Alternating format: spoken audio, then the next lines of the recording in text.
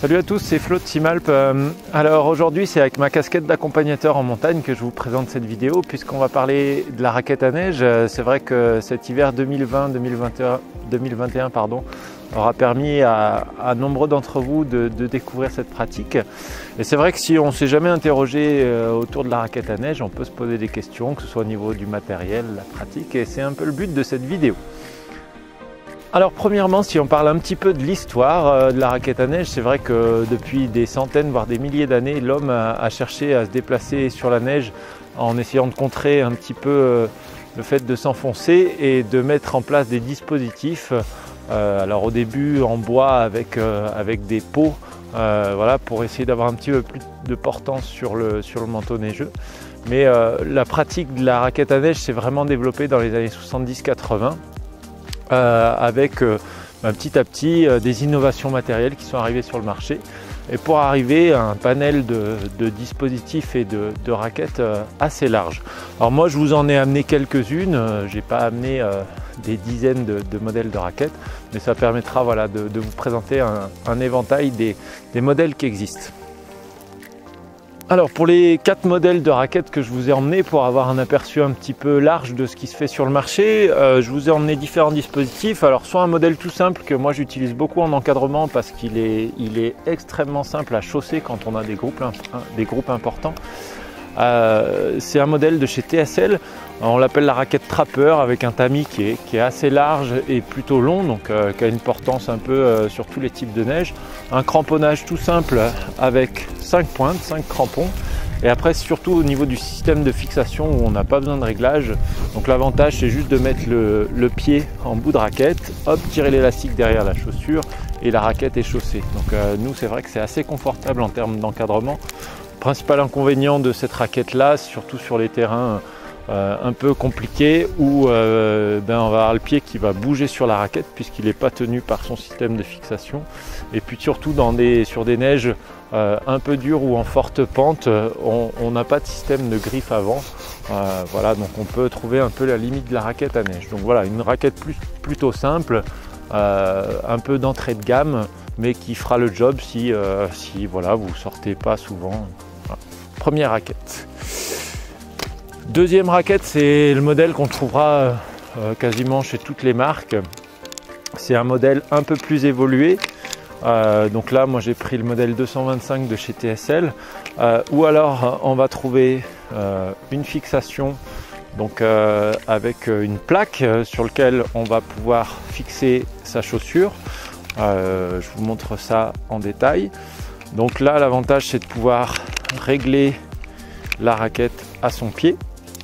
Ensuite, un système de fixation qu'on peut trouver semi-automatique ou automatique.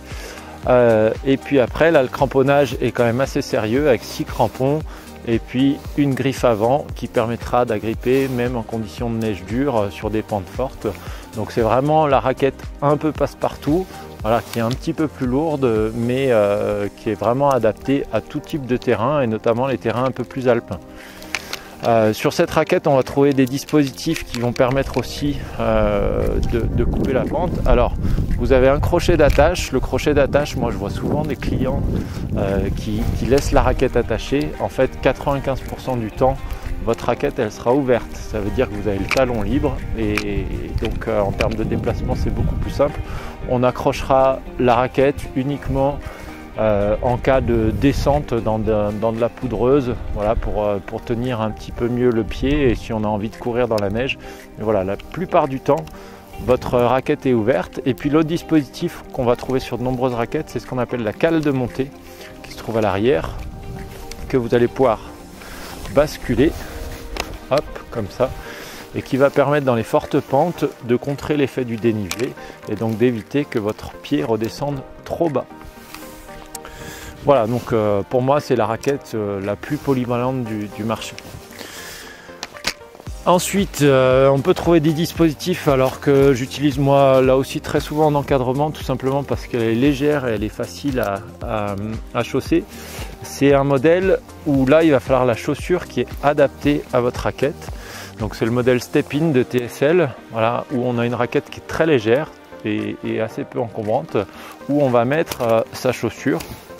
Voilà, donc là le principal inconvénient c'est que on ne pourra pas utiliser ce matériel pour le prêter, à part si quelqu'un fait la même pointure que vous.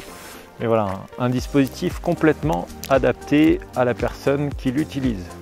Donc voilà, une bonne raquette, moi que j'utilise assez souvent.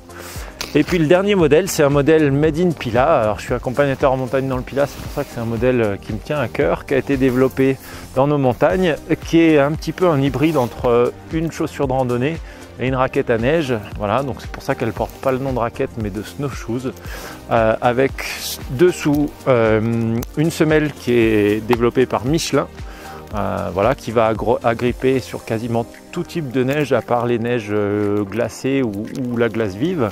Ensuite, un chausson tissé qui permettra de s'isoler de l'humidité et de la neige, donc qui permettra d'isoler votre chaussure. Et puis après, un système de réglage assez simple. Le gros avantage de cette raquette là, ça va être le déroulé du pied. Et puis on va pouvoir l'utiliser dans des conditions beaucoup plus fun, que ce soit pour courir, dans les descentes, dans les montées. Voilà, un dispositif un peu plus polyvalent que ceux que je vous ai montrés qui ont le principal inconvénient d'être assez rigides. Je vous parle tout de suite de la pratique. Alors le dernier conseil que je peux vous donner, c'est au niveau de la pratique. Pour pratiquer la raquette à neige, vous avez pu le voir, il suffit d'être équipé, donc soit d'avoir son propre matériel, soit de passer le réserver chez un loueur et ensuite de partir promener en montagne. Les seules choses auxquelles vous prêterez une énorme attention, ça va être la météo, le bulletin météo. Vous voyez qu'aujourd'hui on est qu'en moyenne montagne et la météo change très vite. On a commencé cette vidéo sous la neige et après on est presque au soleil. Donc vraiment faire attention aux conditions météo et surtout si vous êtes sur des massifs avalancheux, faire attention au bulletin avalanche et pas sortir sur des secteurs trop à risque. Voilà, rester sur des secteurs adaptés à la pratique de la raquette à neige.